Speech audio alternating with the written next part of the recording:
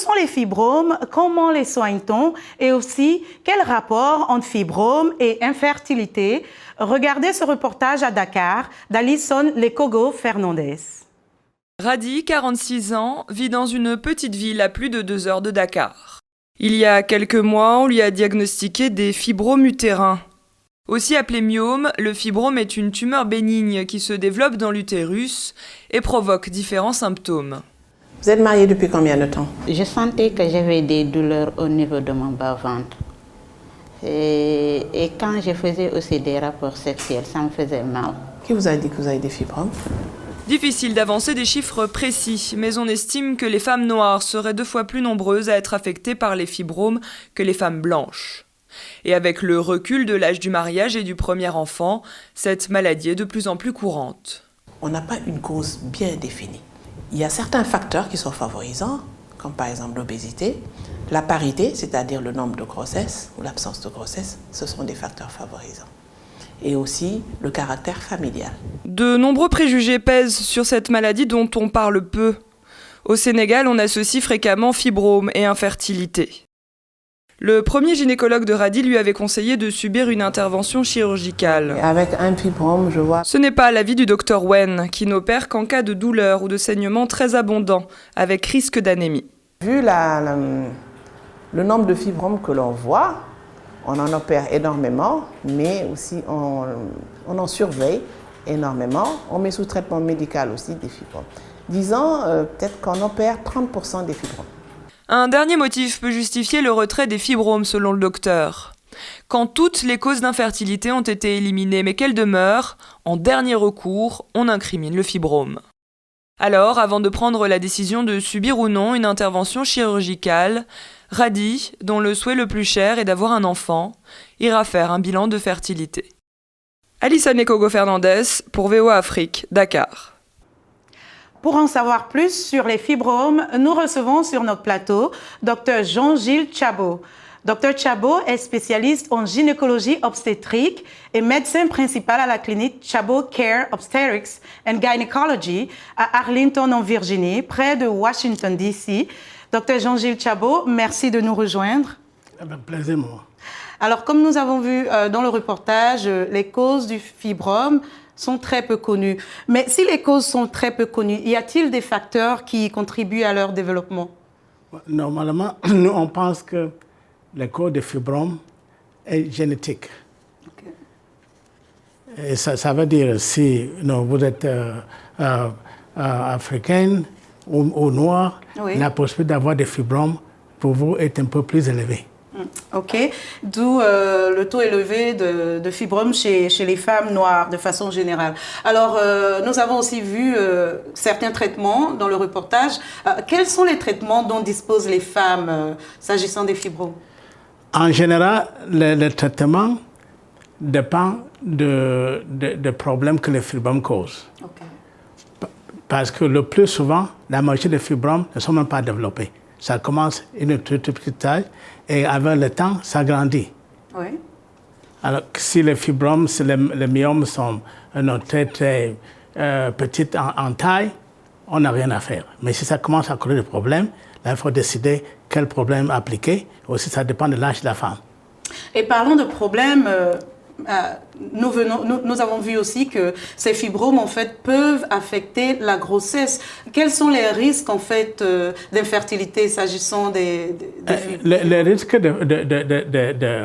de problèmes avec les fibromes et la fertilité, ça ouais, dépend de la location des fibromes. Ah, d'accord. Okay? Alors, la fibrome, ça se développe d'un muscle. Et chaque muscle humain peut développer des fibromes. Mais le plus souvent, ça développe dans la cavité utérine. Oui. Ça peut empêcher l'implantation de l'œuf. Alors, ça cause des fibromes. Ça saigne trop. Aussi, ça peut bloquer le passage, à commencer du col utérin. Si le myome bloque le col utérin, oui, il y a des problèmes pour que l'œuf pour que le sperme pénètre l'utérus. Ça peut aussi bloquer le trompe de Fallope. Si ça bloque le trompe de Fallope, il y a un problème. Okay? Alors, c'est vraiment la location chez les femmes. Et dans ce cas-là, y a-t-il besoin de recours à la chirurgie? Ouais, normalement, il faudra, si le problème c'est beaucoup de saignement, Oui. alors il faut aller à la chirurgie pour essayer d'enlever les fibromes. D'accord. OK. Alors, nous avons reçu de nombreuses questions de nos téléspectateurs. Alors, sur les réseaux sociaux concernant les fibromes, nous avons Fiska Nk de Lumumbashi, en République démocratique du Congo, qui demande comment peut-on savoir si on a des fibromes? Effectivement, docteur, comment peut-on savoir? Surtout, étant donné que les symptômes ressemblent à d'autres maladies. La meilleure manière de savoir, c'est d'abord d'avoir une visite médicale. OK. Et quand vous allez voir votre médecin, il va vous demander des questions. Le plus souvent, quels symptômes vous avez? Si vous lui dites que vous saignez beaucoup chaque mois, Oui. alors ça, c'est quelque chose qui peut aider. Vous pouvez lui dire que vous urinez beaucoup. Ça, c'est une question qui peut uriner parce que parfois, les fibromes un peu larges peuvent presser sur la vessie et causer des problèmes avec les urines.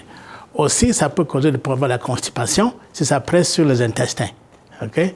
Et comme ça, quand vous lui donnez ce symptôme, après ça, le médecin va vous examiner.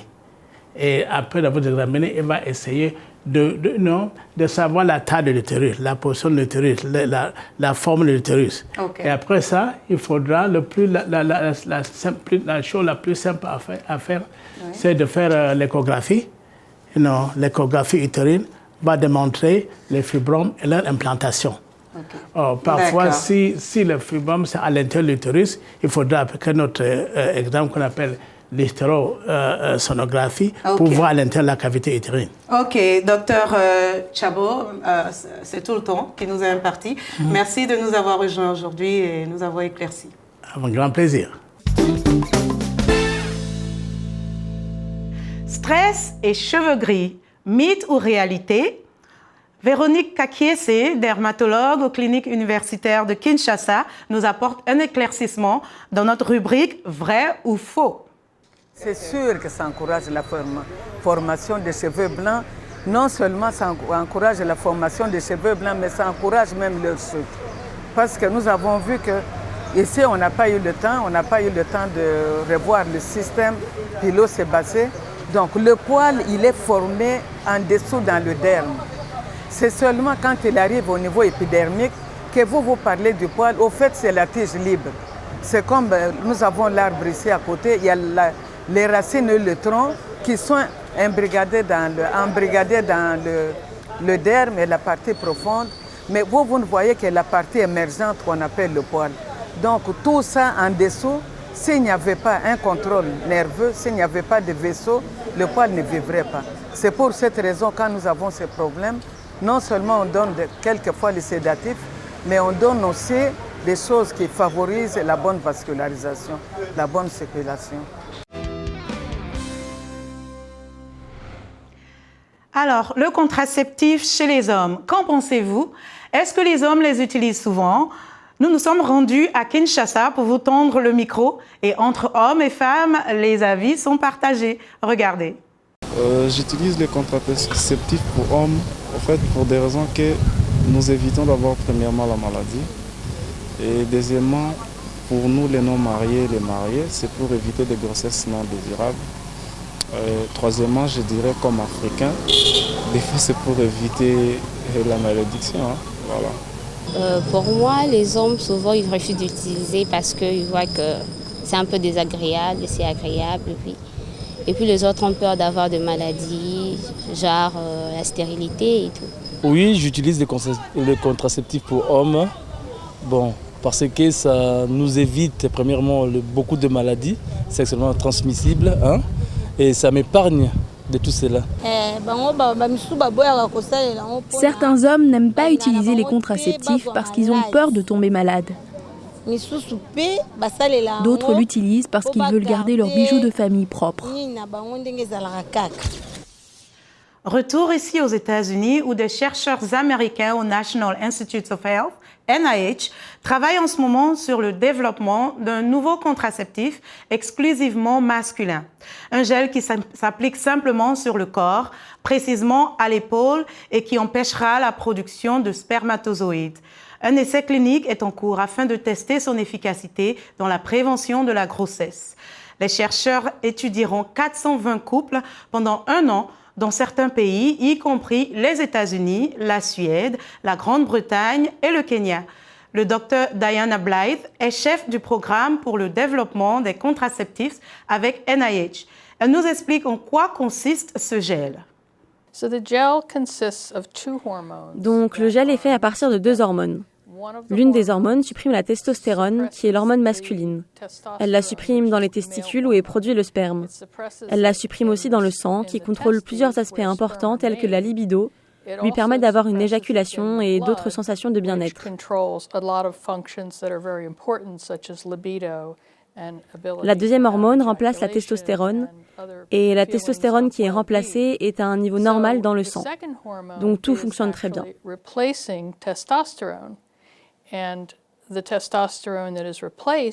Mais il n'y a pas d'accumulation en grande quantité dans les testicules où la production de sperme a besoin d'être plus élevée que dans le sang. Et si ce n'est pas plus élevé que dans le sang, la production de sperme ne recommence pas. Donc le processus est qu'on arrête la production de sperme, mais on garde la testostérone dans le sang à un niveau normal pour ne pas affecter les fonctionnalités.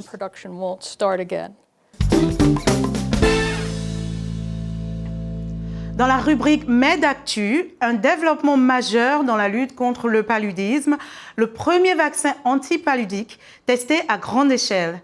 La campagne de vaccination a été lancée récemment au Malawi, suivie du Ghana et du Kenya dans un projet pilote. Le vaccin, baptisé Mosquirix ou RTS, a été développé grâce à une collaboration entre le laboratoire pharmaceutique britannique GlaxoSmithKline, l'ONG PATH, l'Alliance du vaccin Gavi et d'autres partenaires. Le premier vaccin jamais fabriqué contre le paludisme a une efficacité de 39%. L'Organisation mondiale de la santé a pour objectif de vacciner chaque année 360 000 enfants de moins de 2 ans dans les 3 pays, dans les zones à forte transmission du paludisme.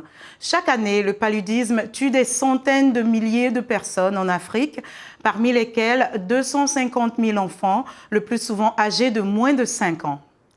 Et nous parlerons plus longuement du paludisme dans notre prochaine édition de Carnet de santé. Si vous avez des questions ou pour vos réactions, rejoignez-nous sur notre page Facebook VOA Afrique ainsi que sur notre site web. C'est la fin de cette édition de Carnet de santé. Merci de nous avoir suivis. D'ici la semaine prochaine, portez-vous bien et à très bientôt.